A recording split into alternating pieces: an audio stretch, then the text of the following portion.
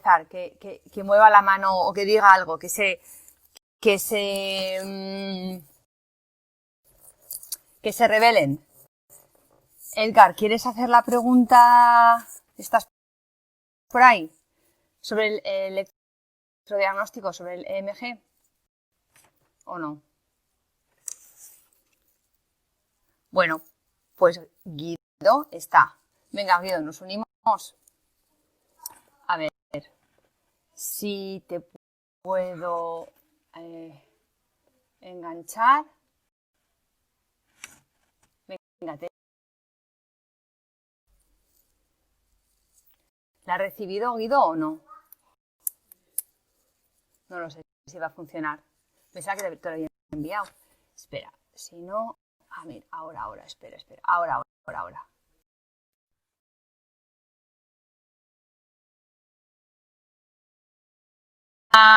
¿Qué tal? Hola, ¿Qué tal estás? gusto.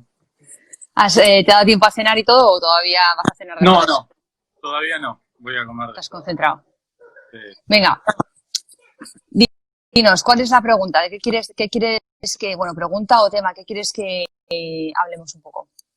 bueno, yo estaba pensando en meningoencefalitis de origen no infeccioso y bueno, a partir de ahí desarrollar algunas preguntitas. La Vale, primera era, ¿cuál es la presentación clínica más común según tu experiencia? sí. Pues es verdad que yo creo que las meningoencefalitis no infecciosas están un poco evolucionando con el tiempo. Y me da un poco la impresión que tenemos años que se parecen mucho, tienes como un grupo de encefalitis y según van pasando el año,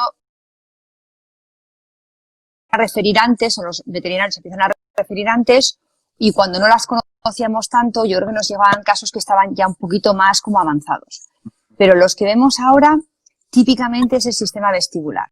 O sea, si ves un perro de cualquier edad, de cualquier raza, con signos vestibulares o cerebelares, tienes que tener en tu diagnóstico diferencial una meningoencefalitis no infecciosa. Es lo más común.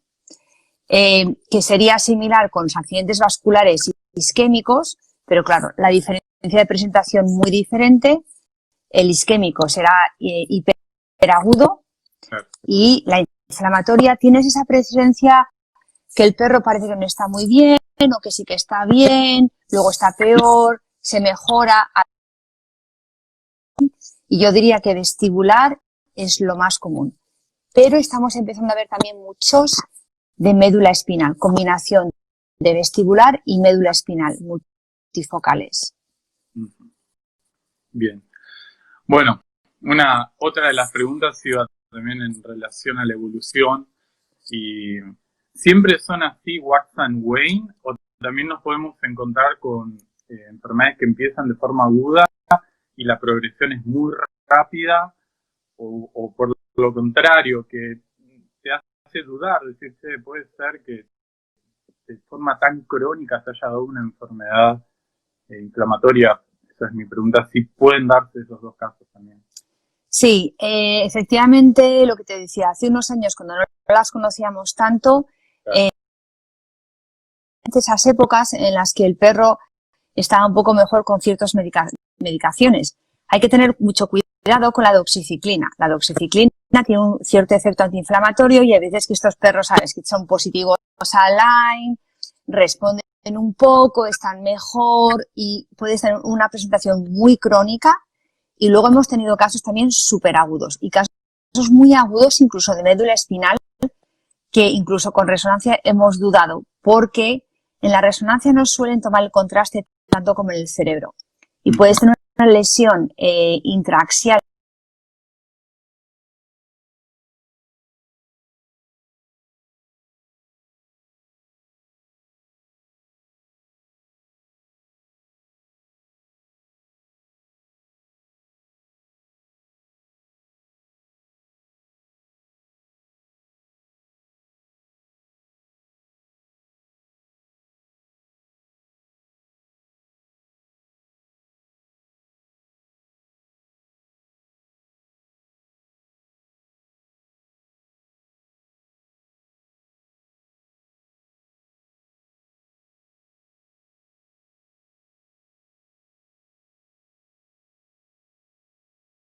de tu diferencial, a no ser que tengas, igual por ejemplo la que no podrían diferenciar, pues el perro tekel que de repente no puede saltar y que está parapléjico con dolor toracolumbar, pero todos los cerebros los metería. Y por ejemplo, eso, todos los vestibulares con facial y Horner, que van a tener más tendencia a pensar que son otitis, también lo pondría quizás en el tercero, pero también lo pondría ahí. Vestibulares que parecen periféricos, también tenemos que ponerlos ahí.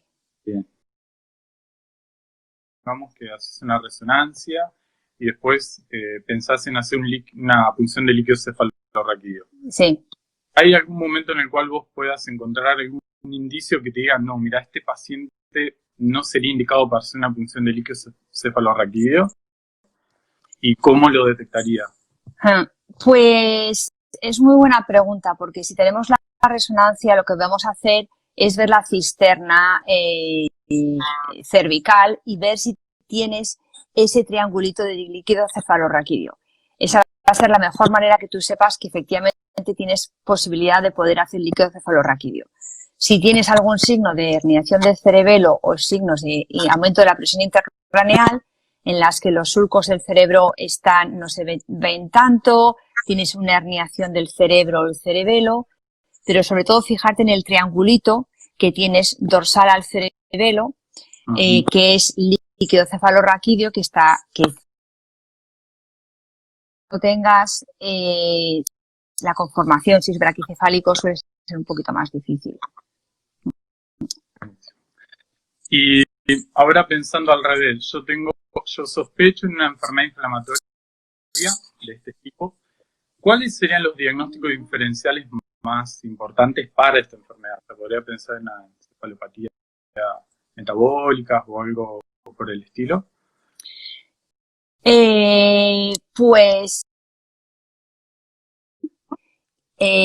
Claro, si es un animal muy joven que tiene 1 año, vas a pensar en congénito y vas a pensar en una infecciosa también en tus diferenciales.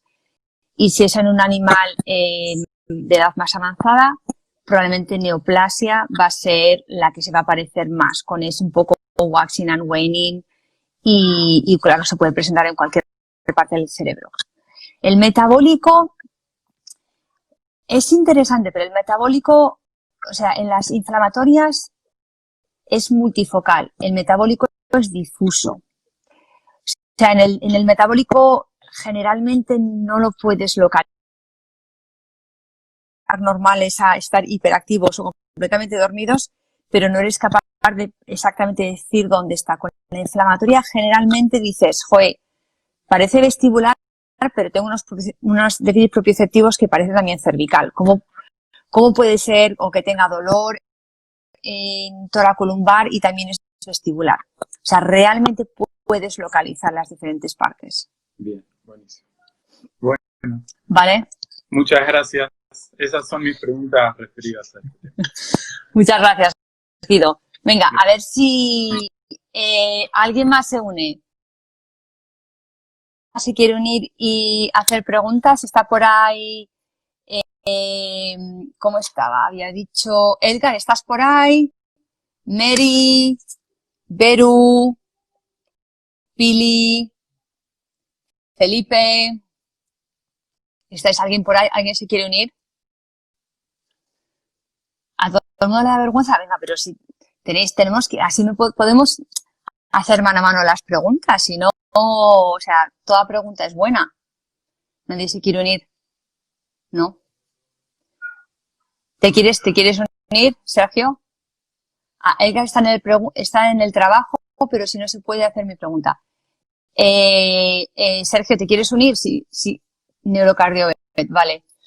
Le voy a hacer primero a neurocardio, ¿dónde estás? Que te encuentre. Aquí estás.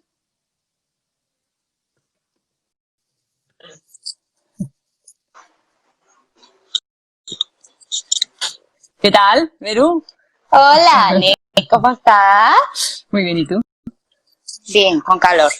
Ya, yo también me estoy asando. Qué atrevida, señora. Muy bien, muchas gracias. Bravo. Mira, Anne, yo tengo una pregunta súper importante. ¿Cuál es tu posición acerca de la equidad de género en la veterinaria? Mentira, esa no es la pregunta. Acerca de la Equidad de género en la veterinaria. equidad de género, o sea, de mujer versus hombre. Sí, ¿Cómo aunque está? esa no es la pregunta. O mujeres, pero en Latinoamérica todavía hay más hombres, ¿no? No, ya ¿No? hay más mujeres que Ya hombres. están Sí, mujeres. Vale. sí. Ya hay más mujeres que hombres y igual creo que está influenciado no por los profesionales como tal, sino a veces los propietarios tienen como más confianza ¿sabes? Van y le preguntan, ay, doctor, ¿usted qué opina? Ese tipo de cosas. Pero bueno, en general, bastante más o menos más o menos igual.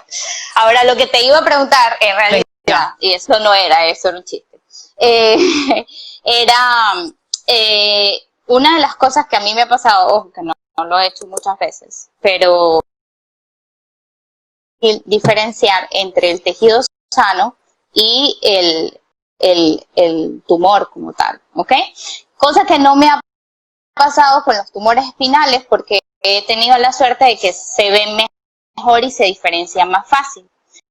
Pero en el cráneo, en los tumores cerebrales me cuesta mucho más. Y de hecho esa es una de las cosas que forma parte de mis miedos al enfrentarme a una cirugía de esa. Es que además es interesante porque yo, por ejemplo, o sea, opero mucho meningioma o carcinoma o histiocytic sarcoma, pero es verdad que no opero mucho glioma. Y es verdad que se supone que el meningioma es el que se reconoce más fácilmente. Supongo que habrás notado diferencia cuando haces un gato, es bastante más fácil de reconocer el meningioma en el gato por la consistencia. Yo diría que en general, o sea, una de las cosas que veo siempre difícil es que antes de que abres la dura muchas veces piensas que hay algo y luego cuando abres la dura te llevas una sorpresa. Y generalmente yo diría que es la consistencia más que el color. El cerebro casi siempre tiene una consistencia muy blandita. Es un poquito más consistente y un color un poco más, generalmente un poco más como transparente o más oscurito, como más morado. Pero lo que pasa es que muchísimas veces tú ves un meningioma súper obvio en resonancia y cuando te metes ahí está cubierto por un poco de cerebro normal, sobre todo cuando haces los transfrontales, que ese es el problema, que los ves ahí súper obvios y súper bien, te crees que vas a quitar la lámina cribiforme y van a estar ahí y te van a salir y siempre tienes el lóbulo frontal encima, hasta que haces unos cuantos. Es verdad que tocar bastantes cerebros frescos es lo que te ayuda un poco a esa consistencia. Y muchas veces estás realmente quitando un poco de cerebro sano y dices, no, esta consistencia está demasiado de cerebro sano. Y luego lo que tienes que pensar mucho es anatómicamente qué parte del cerebro te estás quitando. A ver si puedes quitar o no. Cualquier cosa que se acerca al ventrículo, cualquier cosa que se baja mucho hacia el tálamo, ahí tienes que tener cuidado, porque ahí sí que te puedes cargar algo importante. Cualquier cosa que es lóbulo frontal, es verdad que da un poco menos de miedo, pues porque los perros y gatos no son animales piramidales, entonces no tenemos ese problema con el córtex motor. Se vaya mucho hacia la hipófisis o dentro hacia el tálamo, ahí es cuando hay que tener un pelín más cuidado, porque además también puedes tener muchos problemas de desarreglo del sodio, con muchos frontales que van muy abajo. Así que en estos casos, si tienes que quitar demasiado, yo controlaría mucho el sodio cuando lo estás en la noche.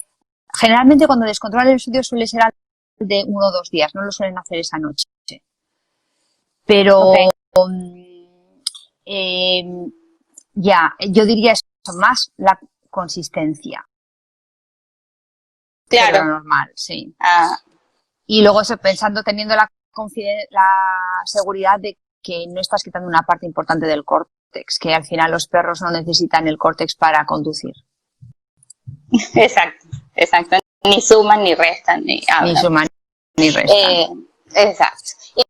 Anne, y con respecto a la misma pregunta, yo estaba viendo unas conferencias y en humanos, eso mismo que me estás diciendo, en humanos ellos hablan de que a veces si está muy cercano a estructuras muy importantes, ellos no remueven el meningioma completo, porque están hablando se logra un efecto que alivia al paciente y que uno tiene que como que aprender a sopesar eso.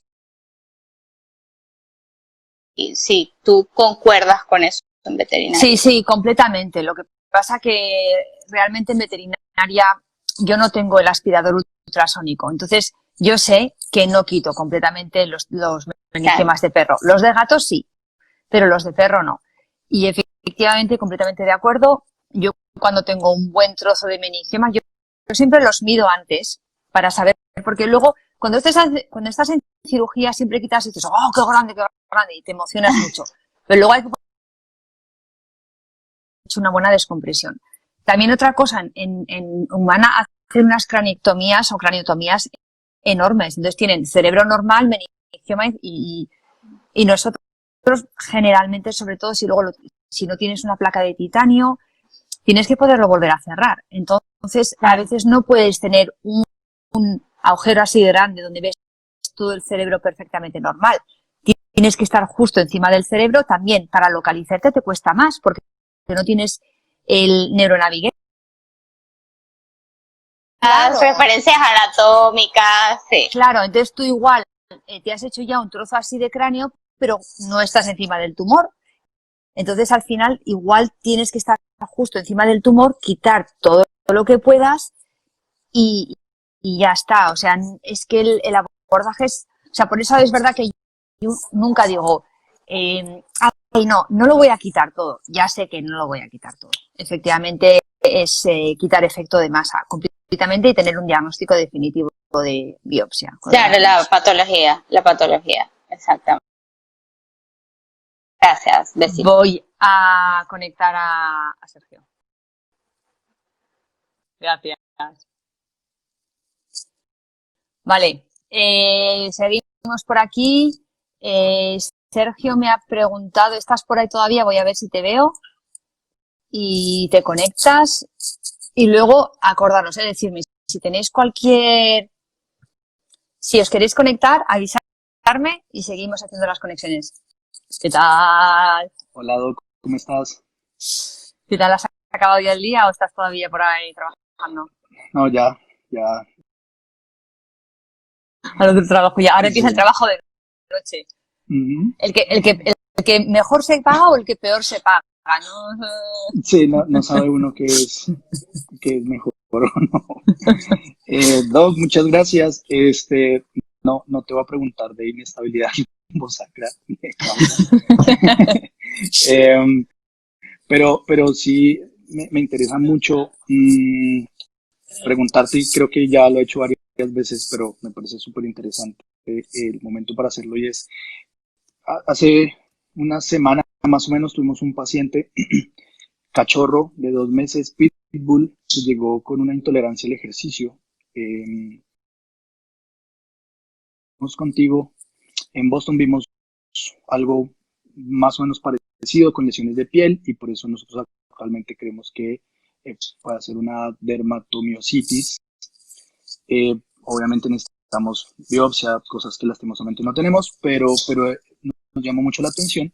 Y la pregunta realmente con esto es que al principio, cuando lo vimos, creímos que podía ser una miastenia congénita. Así que tiene dos meses, me has dicho. 2 meses. Y fue post-vacunal. Entonces, empezamos a revisar literatura, enviamos piridostignina, que es como muchas veces la forma que nos toca a nosotros hacer el manejo de miastenia. La propietaria no se lo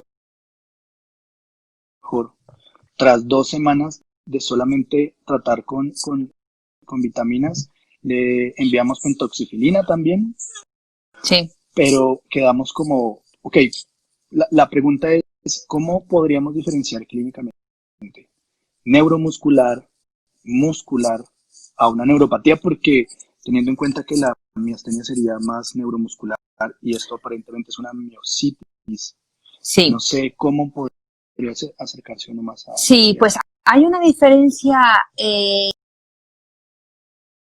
es decir, las miastenias son las más fáciles de reconocer. Son los casos que nosotros generalmente aquí a casi ningún residente interno o estudiante se le pasa una miastenia. Es muy evidente en cuanto a que tienes el perro que tienes generalmente megaesófago, es muy común.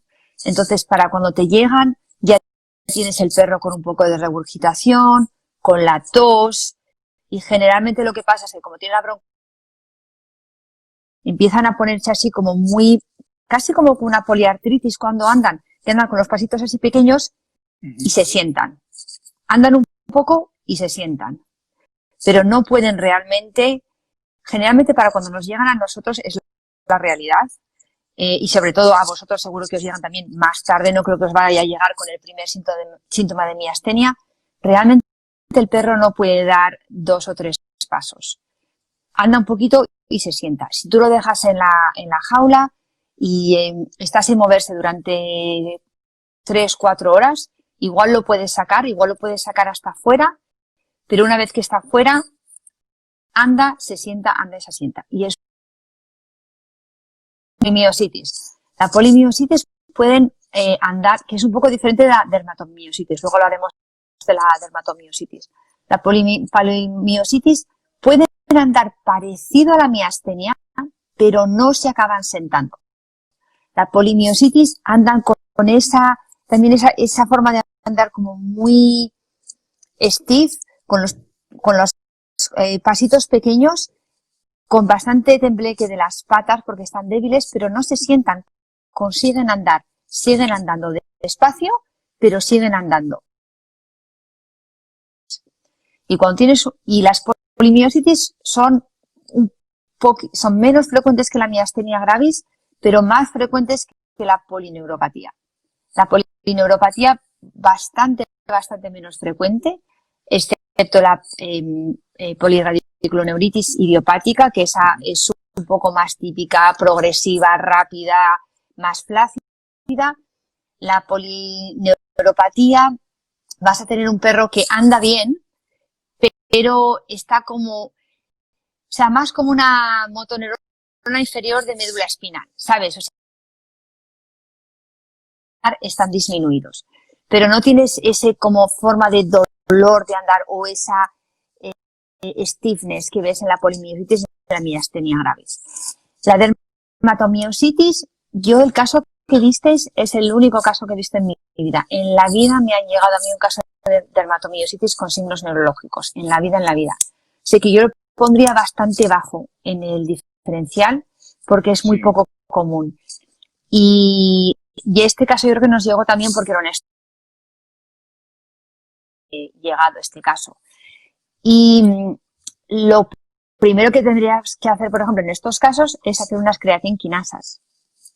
La creatinquinasa en una por lo menos polimiositis va a estar un poco aumentada, en la miastenia no, y eso va a ser un test muy rápido que te va a poder permitir si efectivamente hay una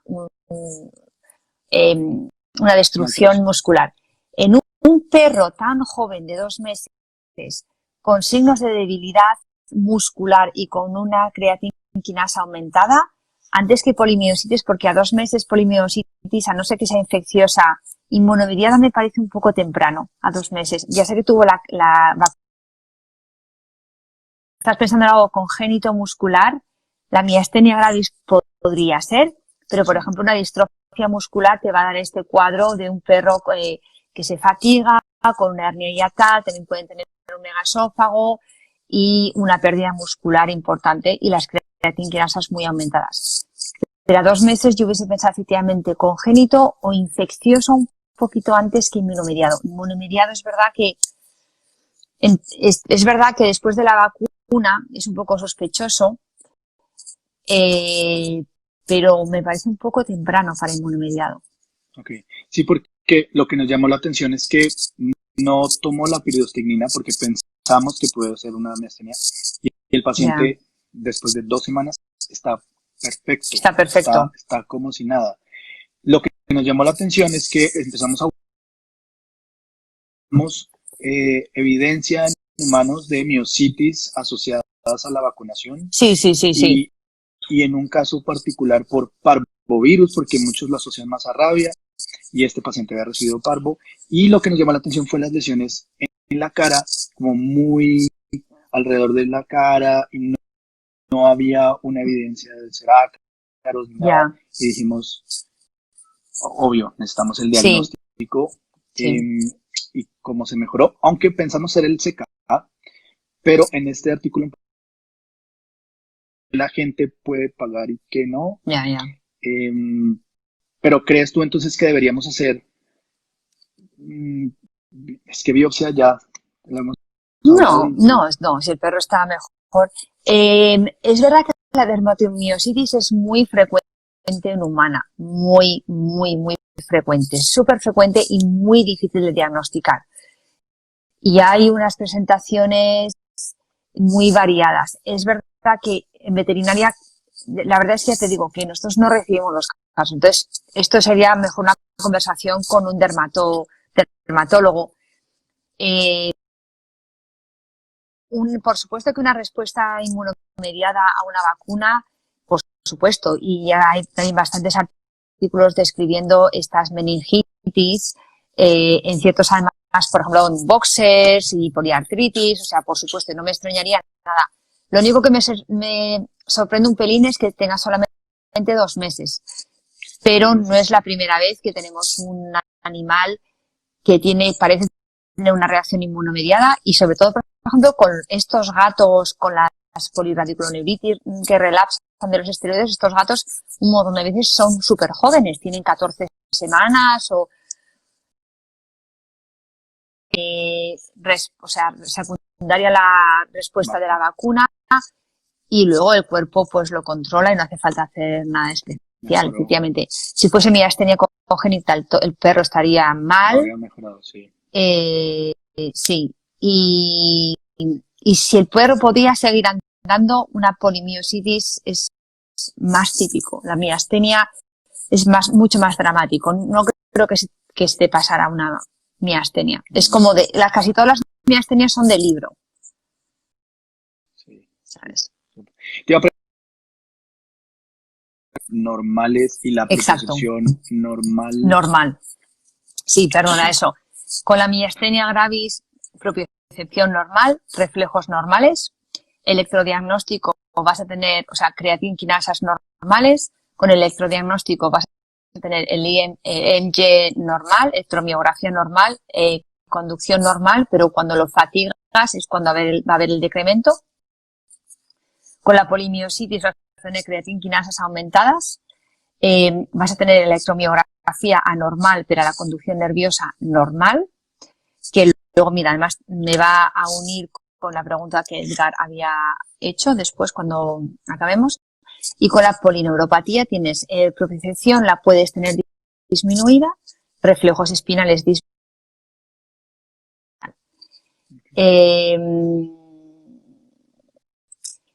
Podrías tener en ciertas miopatías, por ejemplo, la miopatía centronuclear, puedes tener un reflejo patelar disminuido, porque el reflejo patelar es un reflejo monosináptico, donde al final tienes una función del músculo importante. Pero ese sería, y es verdad que igual en un perro que no tiene absolutamente nada de músculo, te da la impresión de que tiene una flexión un poco reducida, pero en general diría no, una polimiositis tiene unos reflejos perfectos. Normales. Vale, Doc, súper. Haremos la CK entonces y te contaré. Quizá. La CK, acuérdate que tener cuidado porque si se ha hecho cualquier toma de sangre o si el perro ha tenido un trauma o o algo así van a estar aumentadas, pero luego, si no hay una enfermedad subyacente, van a bajar bastante rápido. Entonces, nosotros lo que hacemos, por ejemplo, con el perro que viene, le haces una ceca y está aumentada, y dices tú, bueno, no está súper aumentada, igual solamente está a 1000, y al día siguiente se lo haces y está a 1200, ya sabes que está mal. Si está aumentada a 600 y al día siguiente se lo haces y está en 300, eso ha sido que alguien le ha puesto una... Si efectivamente el músculo ya está regenerando, va a bajar bastante. Que esto puede ser también lo mismo que podríamos utilizar en las miositis por los músculos masticadores. Cuando tienes ese perro con la mandíbula enganchada, que tienes que hacer el diferencial, podría ser un cuerpo extraño, podría ser una distrofia de la mandíbula, o puede ser una miositis de los músculos masticadores, haciendo la creatinquinasa. Si todavía hay músculo, ese es el tema, que hay que tener un poquito de cuidado. Para que la creatinquinasa esté aumentada, el animal tiene que tener músculo. Si el músculo está completamente fibrosado y es solamente de grasa, ahí ya no hay músculo para producir destrucción muscular. Pero en una miositis de los músculos masticadores aguda, la creatinquinasa tendría que estar muy aumentada. Entonces podría... Es que también nos la han hecho, tanto en dos situaciones que hemos visto postvacunales de polirradiculoneuritis y en este caso que no habíamos tenido de miositis, para nosotros a veces nos da mucho susto como hubo el antecedente de vacuna, deberíamos confinar al paciente o es vacunarlo y esperar a ver qué sucede. O sea, es decir, ¿lo vacunaríamos o la siguiente vez? Sí, correcto. Para la siguiente. ¿Riesgo o...? No lo sé. Estoy pensando en... No he tenido muchos casos. He tenido algún caso, pero no he tenido muchos casos. Y la verdad es que de los casos que he tenido, no he tenido problema de relapso. Tampoco te podría decir 100% que el dueño lo vacunó y no pasó nada, pero no me... Que lo hagan con el riesgo de, teniendo en cuenta que se mejoran, podría ser. Generalmente, y más en nuestros sí. Países que tenemos infecciosas. Sí. Ya, generalmente sí que es verdad que se mejoran. Y generalmente es verdad que es bastante común lo que dices tú. Yo no he tenido que tratar a ninguno con corticoides de estos. Generalmente tienen una reacción, pero se mejoran bastante rápido con la edad. Entonces, lo bueno también quizás de que si efectivamente esto ha sido la razón, siendo el perro tan joven, querrías esperar que ha acabado ya toda el grupo de vacunas. No, todavía le quedan fue con la primera. Fue con la primera. O sea, que le van a quedar enseguida las siguientes. Pues ya nos contarás. Igual tienes tu respuesta ahí en la segunda vacuna. Okay. Sí, igual, o sea, es más como teniendo en cuenta que se mejoró, esperaría que en el siguiente, si le da, se mejore, ¿verdad? Sí. Esperaría. Sí. Okay. Eso es lo que piensas, que es lo que va a hacer el sistema. Y la C doble, supongo que eso es pensar en el riesgo. O sea, si es una respuesta inmune, la vas a poder controlar. Si tienes una parvo... Exacto, a eso voy, que acá igual te lo quedas. Es lo que más tenemos, que es peor. Ya. Listo. Se vacunará. Ya. Vale, Doc. Perfecto, vale. Muchas gracias. Muchas gracias. Ya hablamos. Hasta luego. Vale, venga, seguimos. Si alguien se quiere unir, que me avise aquí y os vais uniendo, ¿vale? Que yo creo que es mucho mejor si puedo hablar con alguien y así podemos hacer la conversación con preguntas que estar yo hablando sin más. Así que irme diciendo si alguien más se quiere unir. Por ahora lo que Sergio estaba preguntando sobre enfermedades neuromusculares y Edgar quería saber un poco si realmente hacía falta utilizar el electrodiagnóstico en estas enfermedades o no y cómo diferenciar las enfermedades de la unión neuromuscular, qué pruebas podríamos hacer. Es verdad que esta es una pregunta que mucha gente hace, porque pasan varias cosas. Una, que comprarse un equipo de electromiografía es bastante caro, la verdad. Es verdad que hay equipos de segunda mano de Humana, pero un equipo chulo, pues, que son portables y que se pueden comprar por menos dinero, quizás por $10.000.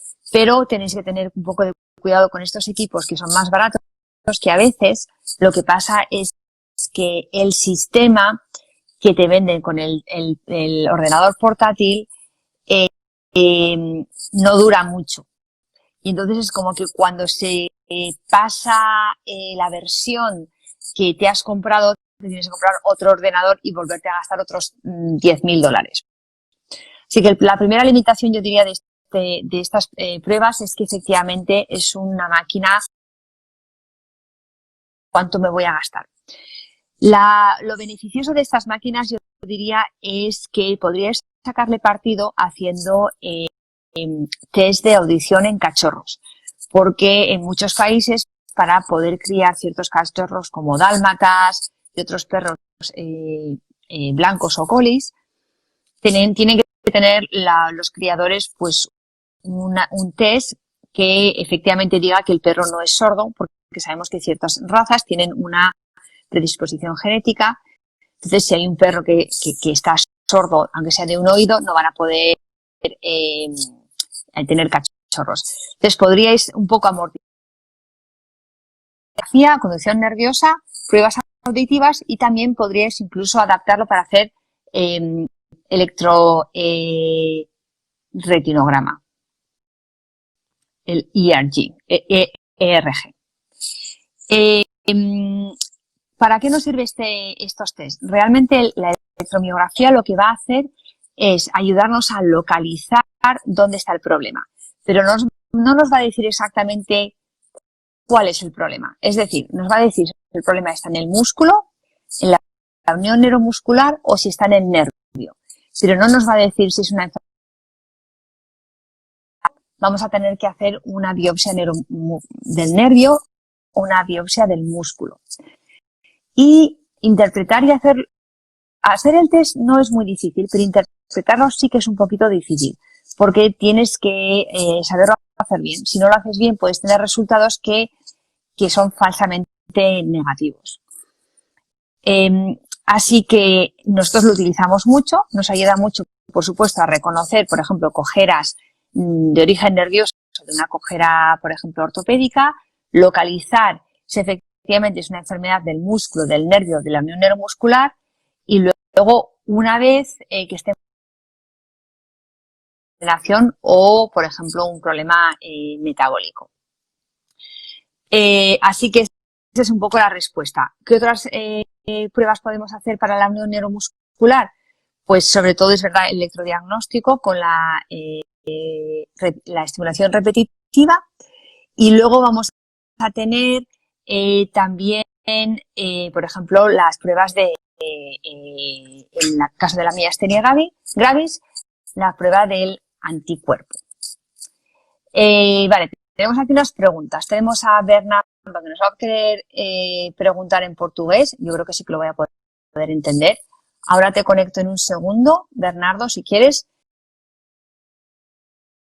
En una sección, no cortarlo del todo, y hay que... vale, o sea, la pregunta que Edgar está diciendo, ¿cómo hacemos una biopsia de nervio? No podemos cortar el nervio entero, efectivamente, y podemos dañar algo. Sí, tenemos que tener cuidado, y es verdad que no todos los nervios se pueden cortar y no todos los nervios no son accesibles. Entonces, el nervio más fácil accesible es el nervio peroneo. Al nivel de la rodilla, el nervio es aquí, justo por aquí, y encima se vuelve bastante plano. Entonces, aquí lo que podéis hacer es coger máximo 1/3 del nervio con el perineuro y lo cortáis en paralelo al haz nervioso. Si queréis vídeos de cómo hacer una biopsia del nervio del músculo, tenéis que ir a Aneneuro YouTube y ahí tengo unos cuantos vídeos de biopsia de nervio y de músculo. ¿Vale? Vale, venga, nos conectamos con Bernardo. A ver si te quieres conectar. Olá, boa noite. Iba a decir buen día, pero no, es buena noche. Tudo bem? Tudo bem. Estou aqui do Brasil, Belo Horizonte, Minas Gerais. Gracias por estar ahí. Ótimo. Acompanho seu canal e parabéns pelo canal. Vale, a ver si por lo que sea no entiendo, alguien traduce, ¿vale? Venga. Ok. O Sérgio consegue fazer essa. Vale. Ou também posso falar alguma coisa em inglês, se ajuda. Vale. Primeiro, tem alguns artigos mostrando relação entre castração de fêmea, neutering females, em relação à diminuição ou não das crises. E o último artigo que eu li do Holger mostra que não é indicado. Mas a gente sabe que alguns artigos mostram ou não castrar as fêmeas no cio para controle de epilepsia. Ya, estoy completamente de acuerdo. Es verdad que efectivamente el último artículo muestra que no hay diferencia. Es verdad que cuando lo leímos había ciertas preguntas en cómo se interpretaban los resultados y me acuerdo que hablamos de este artículo con los residentes y con el otroneurólogo de Boston, porque yo tengo la impresión de la experiencia que tengo, no tengo muchas, pero no tengo tampoco. Es verdad que puede ser que mi experiencia de 10 pacientes ha sido solamente fortuita. No tengo una explicación, o sea, no te puedo hacer un razonamiento fisiológico de por qué creo o por qué no creo. Es verdad que los estrógenos se supone que son proepilépticos, o sea, entiendo la razón por la que se sospecha. También es verdad que en los países donde yo he trabajado en neurología, en Inglaterra y en Estados Unidos, la mayoría de los animales están castrados. Entonces es verdad que yo tampoco he tenido esa cantidad de perras no castradas para decir a las que funcionó y las que no. Lo que yo sí que lo suelo recomendar, pero también es verdad porque pienso que además una perra que tiene crisis epilépticas, cuando pensamos que tiene una predisposición genética, aunque no hayamos encontrado el gen en todas las razas, no es una perra realmente ideal para seguir procreando y tener camadas.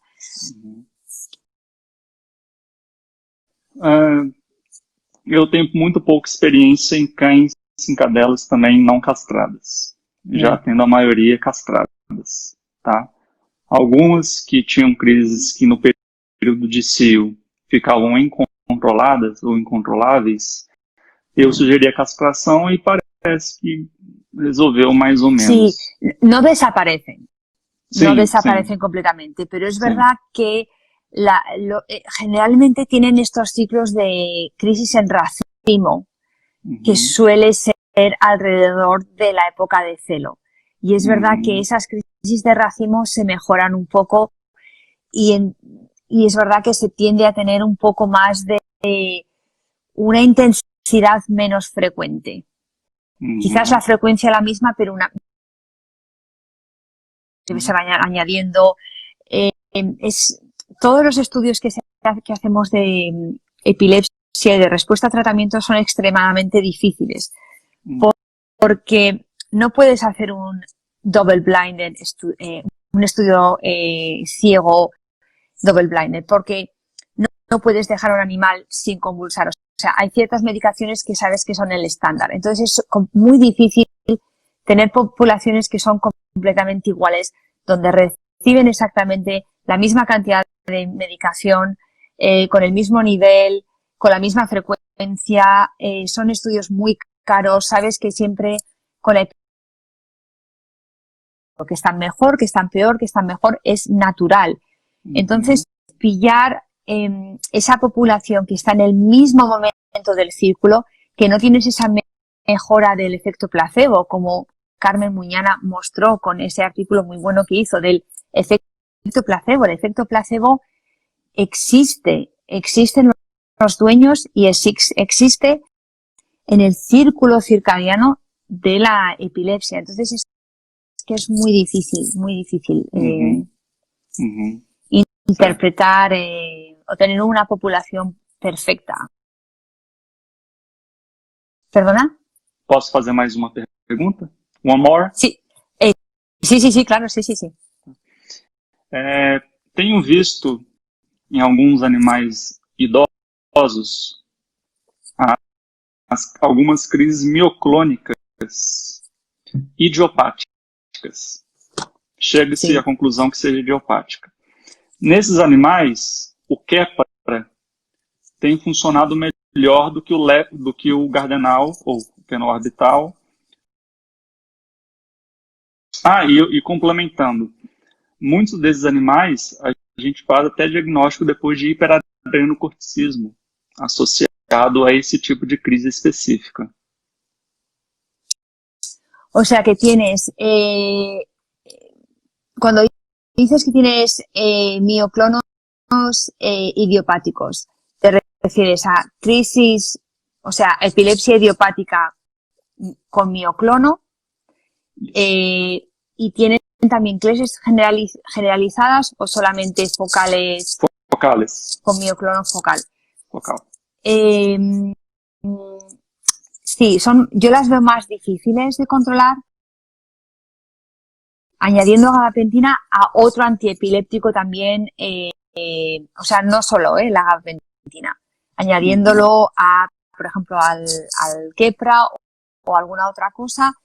Y también lo que he tenido bastante buena experiencia, porque me da la impresión que muchos de estos mioclonos focales que tengo son perros jóvenes, bastante severos, que tienen bastantes crisis en racimo y muchas veces tienen también otros problemas comportamentales. Por ejemplo, son perros con mucha ansiedad o con desórdenes obsesivos compulsivos.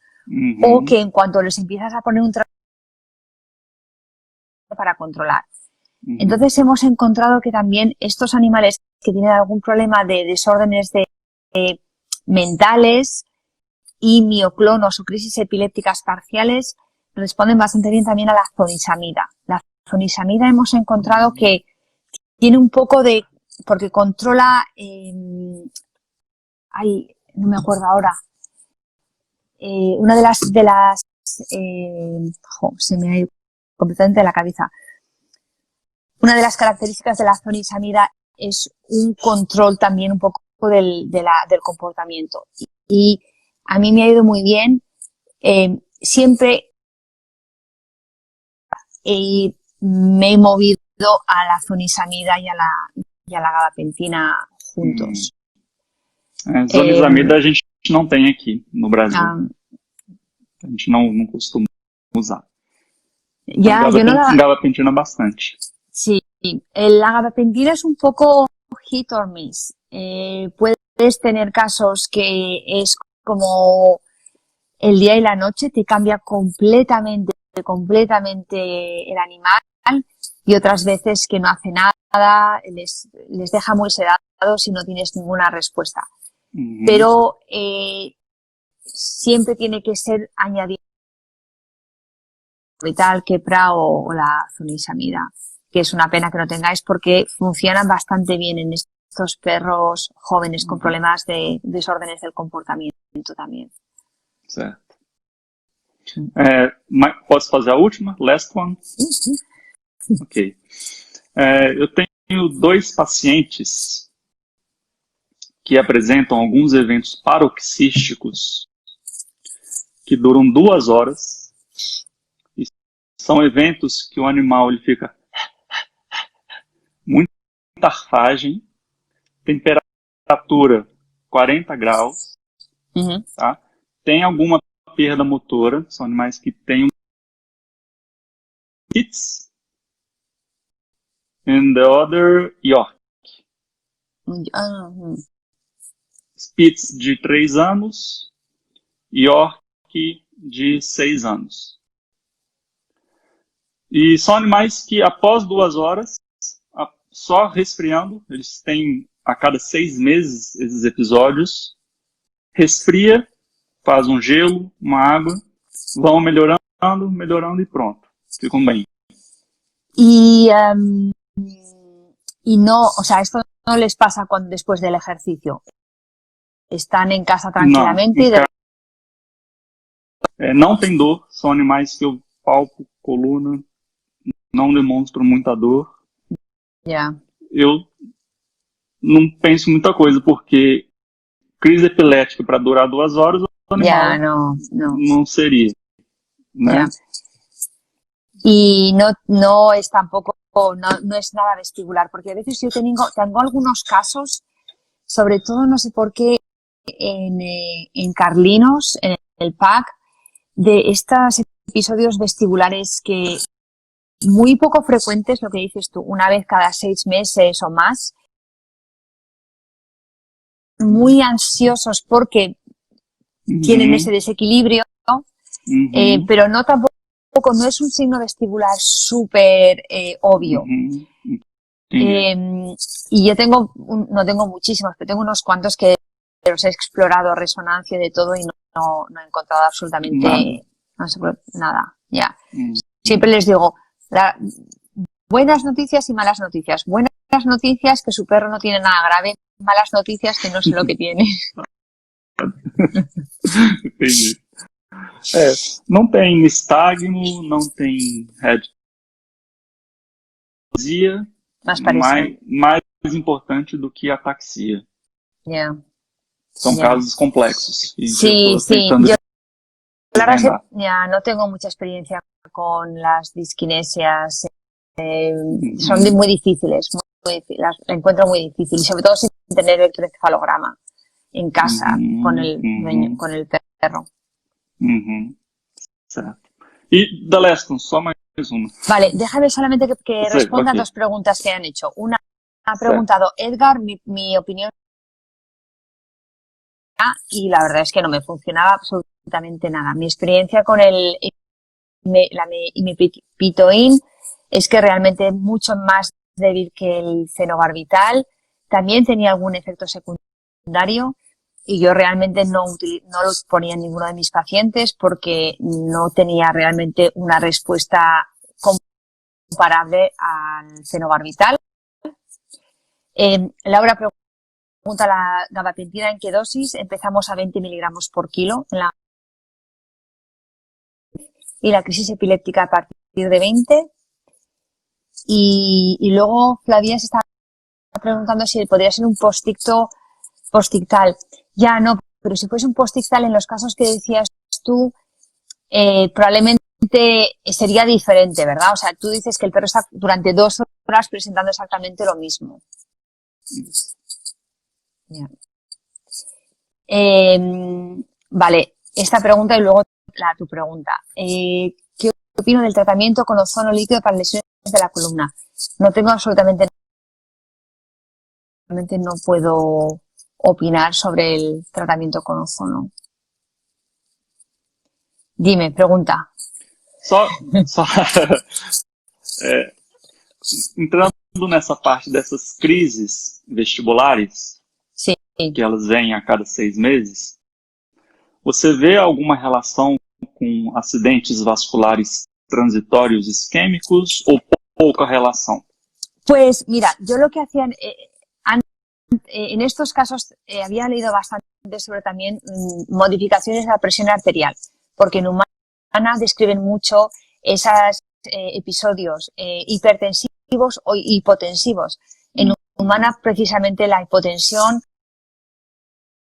casos hice bastantes medidas de presión arterial de una forma un poco random, o sea, diciéndole al dueño que fuera al veterinario diferentes días para tomar una presión arterial, pensando, pues no sé, que quizás podría ser un feocromocitoma o alguna cosa así. No encontré nada, en ninguno de los casos tenía ningún signo de hipertensión crónica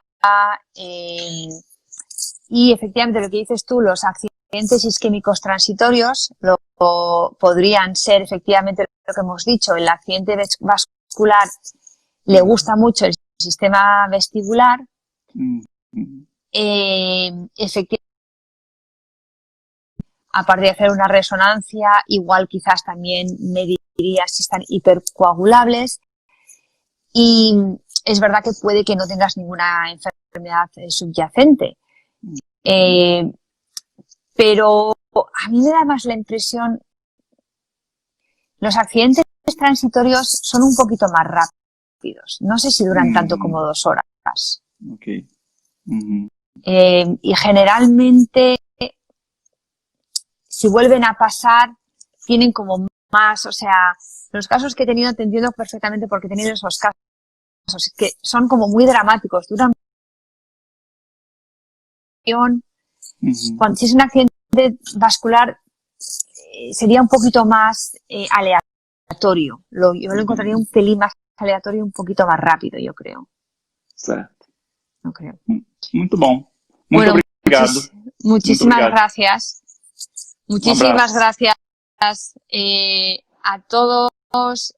Nos queda solamente 1 minuto 50. A ver si puedo contestar la última.